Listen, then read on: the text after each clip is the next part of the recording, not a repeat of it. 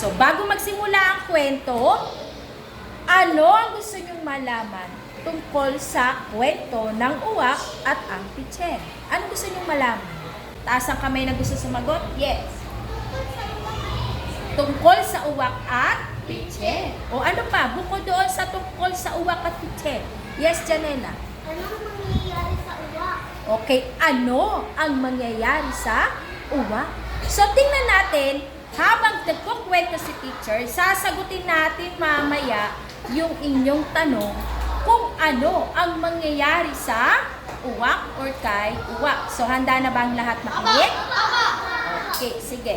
So, ang kwento ay tungkol sa ang uwak at ang pitser. Isang araw, isang uwak ang nakaramdam ng pagkauhaw. Agad siyang humanap ng lugar kung saan makakakuha ng tubig na maiinom. Napadako siya sa isang palasyo at nakakita ng isang marmol na mesa na may nakapatong na pitser na may lamang tubig.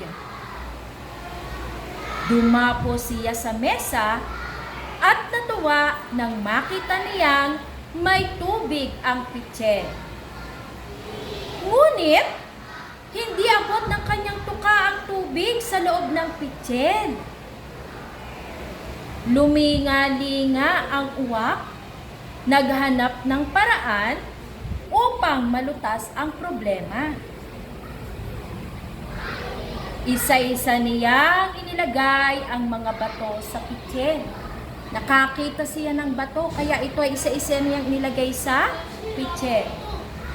Unti-unti, tumaas ang tubig hanggang maabot na ito ng kanyang tuka. Kaya naman, masayang lumipad ang uwak pagkatapos matighaw ang kanyang pagkauhaw. So, dyan nagtatapos ang kwento. Ang tanong, nagustuhan niyo ba yung kwento? Oo!